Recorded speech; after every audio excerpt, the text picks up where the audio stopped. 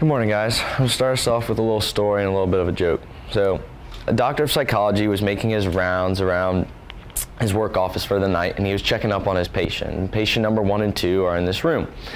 And he comes in and he noticed that patient number 1 is pretending to saw a piece of wood in half, and patient number 2 is hanging from his feet from the ceiling. He's kind of asking what's going on. He says, "Patient number 1, what are you doing?" He says, "I'm working, sir. How about you?" And he says, "I'm doing all right." "What's patient 2 doing?" And patient 1 says, "Well, he's pretending to be a light bulb." Doctor looks back at patient 2. Patient 2's face is getting a little red, so doctor says, "Patient 1, if you really care for your friend, don't you think you should tell him to get down?" And he says, "What, doc? How am I supposed to work in the dark?" Okay. Anyway, this darkness, this patient number 1's talking about kind of like this fear of the failure. Like he doesn't want to fail. He wants to keep sawing in half and he can't work in the dark. And this darkness, this thing as students, as athletes, as people of our age, the fear of it is tremendous, even when we don't realize. When you're taking a test and you get to an answer that you don't know, sometimes we cave into the fact that if I don't know this, I have to get this perfect A. We're brought up saying we've got to get this perfect A, we've got to get this good SAT score so we can go to a good school. And on this test, I can't get this one wrong, so I've got to revert to cheating off the person next to me.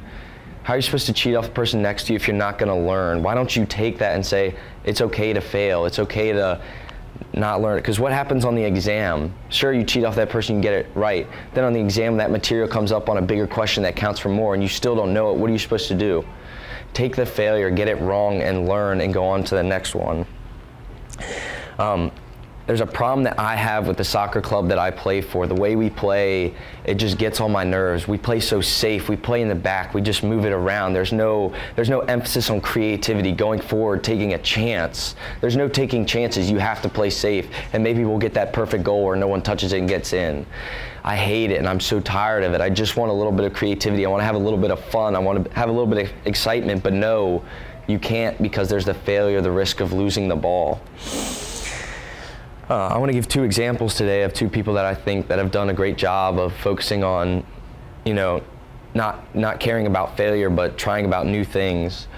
On the left is Colonel Sanders, something that some of you may not know, the owner and founder of KFC. When he was 65 years old, he had this idea for KFC. No one would take it. He tried 1,009 times. He failed. People said, "No, I'm not going to take your business. It doesn't sound good." 1,009 times. On the 1,010th time, that restaurant said, "I'll take your business," and now we have KFC. The person on the right is Thomas Edison, the very commonly used example. He tried 10,000 times to get a light bulb to work, to get that light to work, to get us out of darkness. And he said, "Not even once did I fail, but I've succeeded in proving 10,000 ways that will not work." 10,000 ways that will not work. Another stigma that I'm tired of hearing is that failure is not an option. Failure is an option. When you're faced with challenges in your everyday life, you can either commit to something and you're either going to do it well or you're going to fail. But some people say, "I don't want to commit, I don't want to fail, so I'll just do it half the best that I can, and I'll just try and get by." Then there's not so much a feel of failure, and you won't learn as much. Sometimes in life we don't commit to things. We don't commit to relationships. We don't commit to things that come up in everyday life because we're afraid of failure. We're afraid of someone breaking up with us. Sometimes life is going to hit you hard, and you're going to find yourself at your lowest points, and that's the point of failure, is once you're at your lowest, there's only time to get up. My dad has a famous saying in soccer that when you lose the ball, people will only matter what happens afterwards. If I lose the ball and I just stand there and say, I lost the ball, what do I do now? People are going to say, that kid doesn't work hard. But if I lose the ball and I work for 7 seconds to get it back, just 7 seconds, people say, that kid works hard. College scouts can say, that kid works hard. People always will remember what you do after life hits you the hardest, when things get the worst, when you don't know what to do. When you show your true colors, when there's nothing but darkness and you show who you are, that is what defines you as a human being. I want to give you guys this example. So I had a soccer clinic, a capstone for my church, something that I put on. Some of you here may have attended and helped out with. I was in charge of putting a capstone together, and I decided to put a soccer clinic for young kids with disabilities. From the very early stages, I had a goal of I wanted 7 kids to come out with disabilities.